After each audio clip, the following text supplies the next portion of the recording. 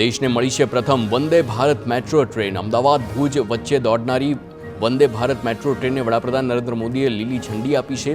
12 AC coach ધરાવતી વંદે metro ટ્રેનના 5 કલાકમાં અમદાવાદથી ભુજ પહોંચાડશે। રેલવે વંદે મેટ્રો ટ્રેનનું નામ બદલીને નમો ભારત રેપિડ રેલ કર્યું છે।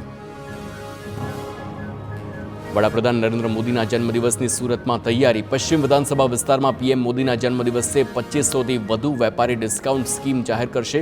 તો 2%થી લઈને 100% જેટલું ડિસ્કાઉન્ટ અલગ અલગ પ્રોડક્ટ પર અપાશે। તો પશ્ચિમ વિધાનસભા વિસ્તારના મંદિરોમાં જન્મદિવસની પૂર્વ સંધ્યાએ મહાઆરતી પણ યોજાશે।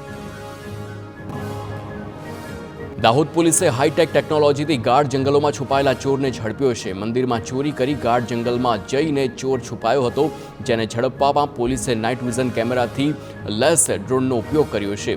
નાઇટ વિઝન કેમેરાથી ચોર પર નજર રાખી ઝડપી પાડ્યો છે। પોલીસે આધુનિક ટેકનોલોજીના ઉપયોગથી પકડેલા ચોરના દ્રશ્યો સામે આવ્યા। દાહોદ પોલીસની કામગીરીને લઈ ગૃહ રાજ્યપ્રધાન હર્ષ સંઘવીએ બિરદાવી છે। નાઇટ વિઝન કેમેરાથી ચોર પર ચાંપતી નજર રાખીને તેને ઝડપી પાડ્યો। ગુજરાત પોલીસે ગુનાખોરી ડામવા અનેક હાઈટેક ટેકનોલોજી અપનાવી છે, જેના વડે ગુનેગારોને ગણતરીના સમયમાં જ ઝડપમાં સફળતા મળી છે। રાજકોટમાં સ્કૂલ બસનો ડ્રાઈવર દારૂ પીધેલી હાલતમાં હોવાનો વિડીયો વાયરલ થયો છે। રીબડા એસજીવીપી સ્કૂલના સ્કૂલ બસનો આ વિડીયો છે, જે વાયરલ થયો છે। સ્કૂલના વિદ્યાર્થીઓએ જણાવી સમગ્ર હકીકત। ભરૂચ પરથી ફરી એકવાર પૂરનું સંકટ ટળ્યું છે। ગોલ્ડન બ્રિજ પાસે નર્મદા નદીની જળસપાટી 18 ફૂટે પહોંચી છે, તો ડેમના દરવાજા બંધ કરાતા નદીનું જળસ્તર ઘટ્યું છે। પૂરનું સંકટ ટળતા તંત્ર અને ભરૂચવાસીઓએ હાશકારો મેળવ્યો। ભારે વરસાદ બાદ વડોદરામાં શાકભાજીના ભાવમાં વધારો। શાકભાજીની આવક ઘટતા ભાવ પર અસર જોવા મળી છે। હોલસેલ માર્કેટમાં શાકભાજીના વધેલા ભાવથી ગૃહિણીઓનું બજેટ પણ ખોરવાયું છે। છૂટક બજારમાં પણ વધેલા ભાવના કારણે શાકભાજી ખરીદવા પોસાય ન હોય તેવો ઘાટ સર્જાયો। રોજિંદા વપરાશમાં લેવાતા કોથમીર, આદુ, લસણ અને લીંબુના ભાવ આસમાને પહોંચ્યા છે। આદુ 200 રૂપિયા કિલો, જ્યારે કોથમીરનો ભાવ 500 રૂપિયા પ્રતિ કિલોએ પહોંચ્યો છે। ગૃહિણીઓના મતે દાળ અને કઠોળ પહેલેથી જ મોંઘા છે, તેવામાં શાકભાજીના વધેલા ભાવ પડતા પર પાટું જેવી સ્થિતિ છે। રાજકોટના ધોરાજીમાં સકુરા નદીમાં મગર પકડાયો છે। છેલ્લા કેટલાક દિવસોથી સકુરા નદીમાં મગર દેખાતા સ્થાનિકોમાં ભયનો માહોલ। ધોરાજી ફોરેસ્ટ વિભાગને જાણ કરાતા મહાકાય મગરને પકડવામાં સફળતા મળી છે।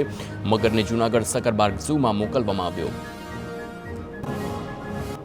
તો કચ્છના મુન્દ્રા પોર્ટ પરથી પ્રતિબંધિત દવાનો જથ્થો જપ્ત કરવામાં આવ્યો છે। 40 કરોડથી વધુની કિંમતની ટ્રામાડોલ ગોળીનો જથ્થો મળી આવ્યો।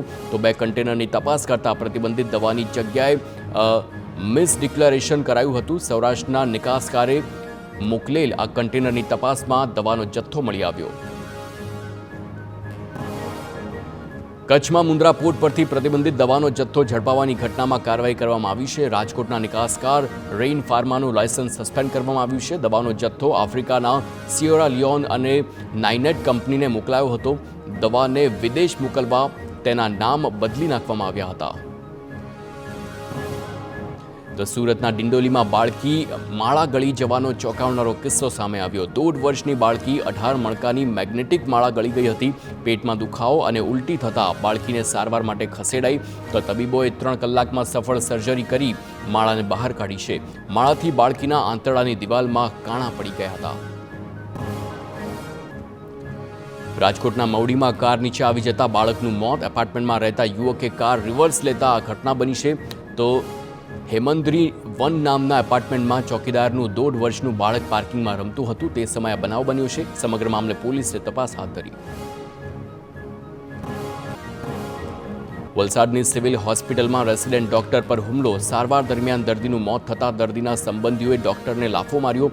ડોક્ટરને થપ્પડ મારવાની જાણ થતાં જ તબીબો એકઠા થયા।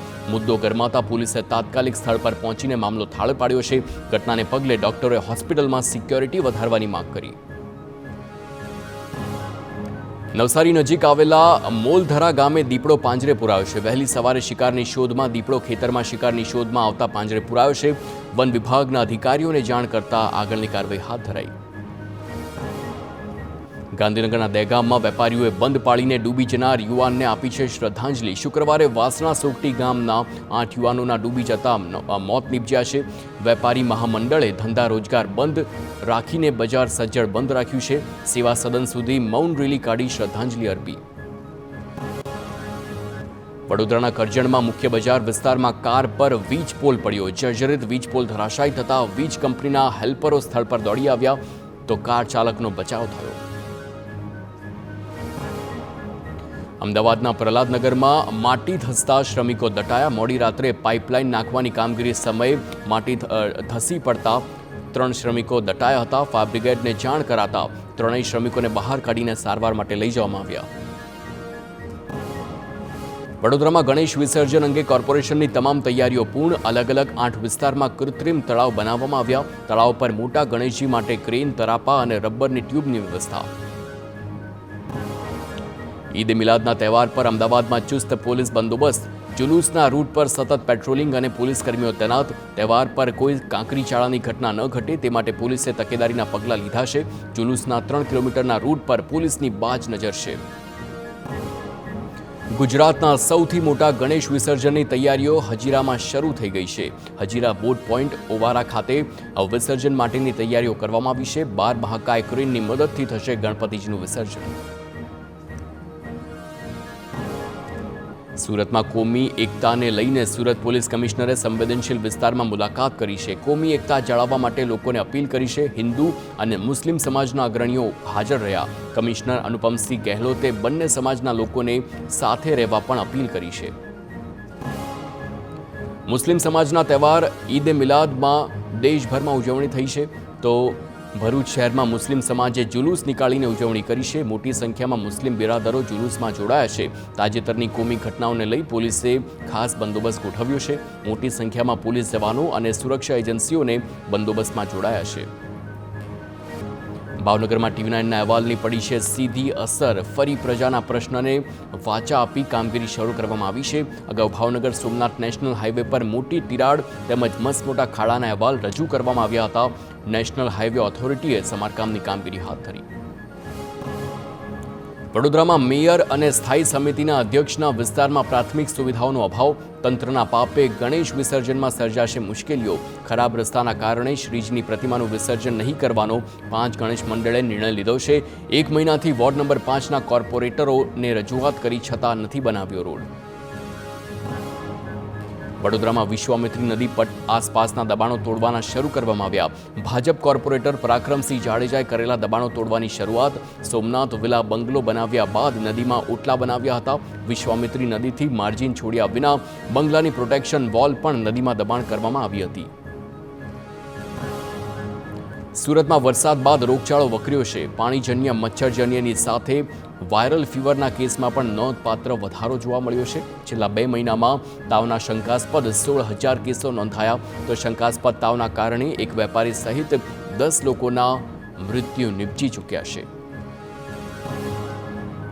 સુરતમાં ડેન્ગ્યુથી અત્યાર સુધીમાં 2 લોકોના મોત થયા છે. શંકાસ્પદ મોત થયા છે. ઓગસ્ટ અને સપ્ટેમ્બરમાં મેલેરિયાના 85 તો ડેન્ગ્યુના 49 કેસ નોંધાયા છે. તંત્રએ મચ્છરના બ્રીડિંગ મળતા 2 મહિનામાં 39 લાખનો દંડ ફટકાર્યો. 9,000 લોકોને નોટિસ પણ આપવામાં આવી. સાબરકાંઠા જિલ્લાની સાબર ડેરીના એમડી પર લાગ્યા છે ભ્રષ્ટાચારના આરોપ. સાબર ડેરીના ડિરેક્ટર અને કોંગ્રેસના આગેવાન જશુ પટેલે આક્ષેપ કર્યા. જશુ પટેલે સાબર ડેરીના ગેટ સામે બેસીને વિરોધ નોંધાવ્યો. ડેરીમાં થતી ભરતીમાં પણ ગોટાળો થતો હોવાનો આરોપ લગાવ્યો. યુપીના દબંગ ધારાસભ્ય રઘુરાજ પ્રતાપસિંહ ઉર્ફે રાજા ભૈયા રાજકોટમાં રાજવી માનધાતાસિંહ જાડેજાના આમંત્રણ પર ક્ષત્રિય સમાજના વિદ્યાર્થીઓના સન્માન કાર્યક્રમમાં ઉપસ્થિત રહ્યા છે તો વકફ બોર્ડ અંગે રાજા ભૈયાનું નિવેદન. ધરતીના એકેય દેશમાં વકફ બોર્ડ નથી. કોંગ્રેસે 2013માં વકફ બોર્ડને શક્તિઓ આપેલી. ગોંડલ નાગરિક સહકારી બેંકની ચૂંટણીમાં ભાજપ પ્રેરિત પેનલનો વિજય થયો છે. રવિવારે મતદાન બાદ યોજાયેલી મતગણતરીમાં કોંગ્રેસની પેનલના સુપડા સાફ થયા. ગત વર્ષે વિજય થયેલા કોંગ્રેસના યતીશ દેસાઈની હાર થઈ છે જ્યારે જેલમાંથી ચૂંટણી લડેલા ગણેશ જાડેજાનો વિજય થયો છે. ભાજપ કાર્યકર્તાઓએ ફટાકડા ફોડીને ઉજવણી કરી છે. અંબાજીના મેળામાંથી ડુપ્લિકેટ નોટ સાથે એક શખ્સની ધરપકડ 500 રૂપિયાના દરની 240 નકલી નોટ ઝડપાઈ છે. નકલી નોટ સાથે ઝડપાયેલો શખ્સ ભાભરના બુરેઠા ગામનો વતની હોવાનું સામે આવ્યું. દરેક નકલી નોટનો નંબર એક સરખો હોવાનો ખુલાસો. નકલી નોટ ક્યાંથી લાવ્યો તે દિશામાં પોલીસની તપાસ. સુરતમાં નફો આપવાની લોભામણી જાહેરાતોથી છેતરપિંડી આચરનાર સકંજામાં. માસિક 3% નફો આપવાની લોભામણી જાહેરાતો કરી આચરી હતી 2.86 કરોડની છેતરપિંડી. સમગ્ર મામલે કુલ 6 આરોપીઓ સામે નોંધાઈ હતી ફરિયાદ. આરોપીએ સાગરીતો સાથે મળીને વિપ્સ વોલેટ નામની કંપની મારફતે ગુનો આચર્યો હતો. તો સુરતમાં વીમા એજન્ટને ડ્રગ્સ કેસમાં ફસાવવાની ધમકી આપી પડાવ્યા લાખો રૂપિયા. બેસ્તાન વિસ્તારમાં મહિલા અને તેના પતિએ 13 લાખ પડાવ્યા છે. એક્સપોર્ટ કંપનીમાં રોકાણ કરેલા રૂપિયાનું ડ્રગ્સના ધંધામાં કર્યું હતું રોકાણ. પોલીસે ડ્રગ્સ ઝડપી પાડતા કેસમાં નામ નહીં આપવા પડાવ્યા હતા રૂપિયા. તો પોલીસે આરોપી દંપતીની ધરપકડ કરી. મહેસાણાના સતલાસણામાં થયેલી ચોરીનો ભેદ ઉકેલાયો છે. સરતાનપુર ગામમાંથી ચોરેલા દાગીના વેચવા નીકાળેલ ચોર પોલીસના સકંજામાં આવ્યો છે. તો એલસીબી પોલીસે આરોપીને 3,61,000ના મુદ્દામાલ સાથે ઝડપી પાડ્યો. રાજકોટ એસઓજીએ જંગલેશ્વર વિસ્તારમાંથી ગાંજાનો જથ્થો ઝડપી પાડ્યો. 51 કિલો ગાંજો અને 5 લાખથી વધુના મુદ્દામાલ સાથે પોલીસે 2 આરોપીની ધરપકડ કરી છે. ભક્તિનગર પોલીસ સ્ટેશન ખાતે એનડીપીએસ એક્ટ અંતર્ગત બંને આરોપી સામે ગુનો નોંધાયો.